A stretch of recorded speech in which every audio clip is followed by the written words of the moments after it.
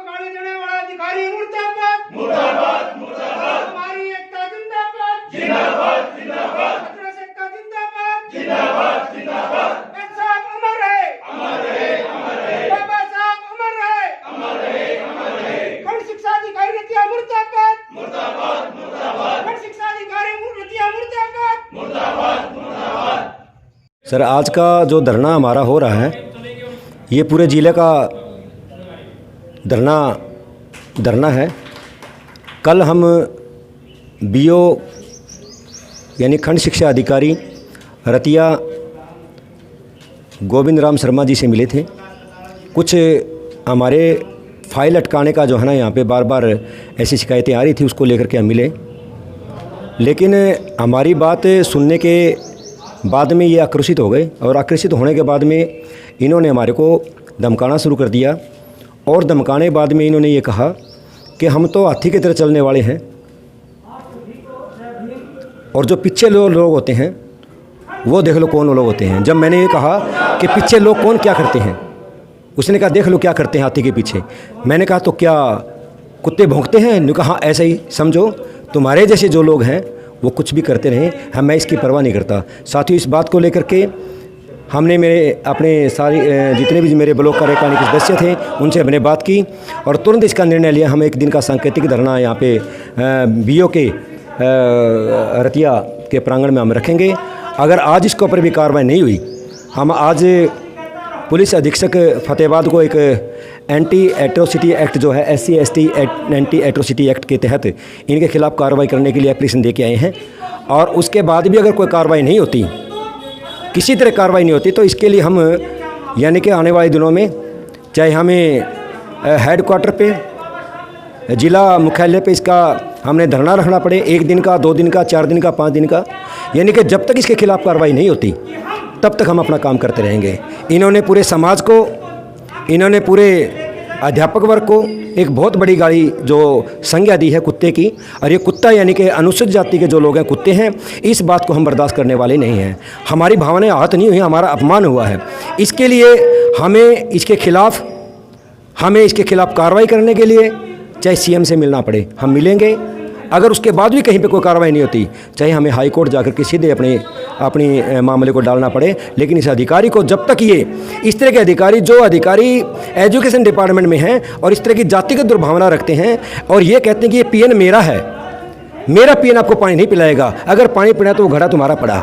जब तुम्हारा घड़ा पड़ा है तो इसका मतलब ये है कि यहाँ पे मनुस्मृति लागू की जा रही है, संविधान लागू नहीं है।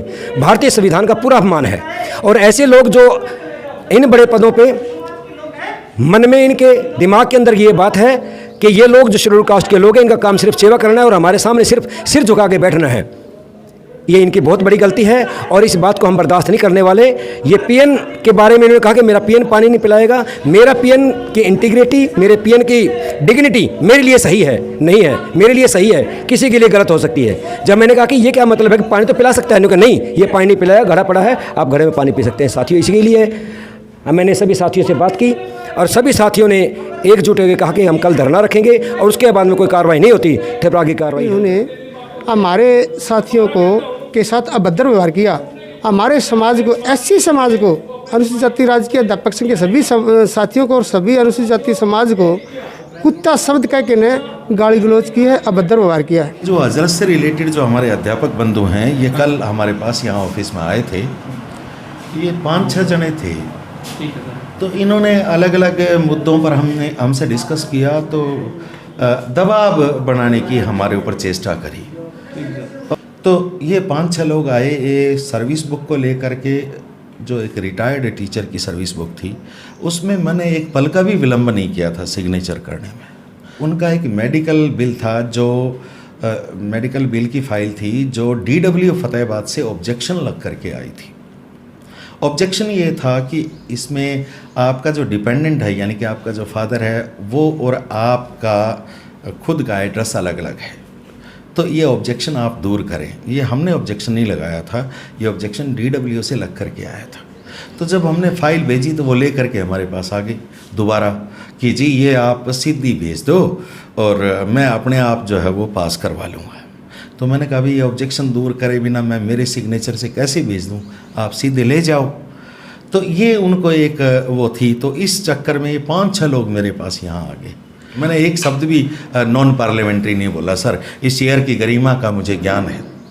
क्या हुआ कि बातों बातों में मैंने कहा भी देखो, गांव में जब हाथी आता है तो बहुत से वयोवृद्ध यंग और जो बूढ़े लोग हैं वो खड़े हो जाते हैं, हे गणेश जी महाराज, हे गणेश जी महाराज। उनको हाथी में भी गणेश जी नज़र आते हैं, और कई ऐसे भी लोग हैं जिनको गणेश जी में भी हो सकता है हाथी नज़र आते हों। तो आप लोग मस्त रहिए, आप लोगों में कमियां ना ढूंढिए। हाथी चलते रहते हैं, वो जो हाथ जोड़े हुए हैं हाथी के आगे उसके पास रुकते नहीं, और बहुत से लोग पीछे भी लगे होते हैं उनकी तरफ, वो देखता नहीं है। ये शब्द मैंने यूज़ करे, मैंने कहीं भी कुत्ता शब्द यूज़ नहीं किया, ना मैं नॉन पार्लियामेंट्री कहीं बोला। उसके बावजूद ये आपने हमें ये कुत्ता कहा। मैंने कहा मैं कुत्ता कब कहा? उसी समय मैंने ऑब्जेक्ट किया कि आप बोले बताइए ये शब्द मैंने कब यूज़ किया।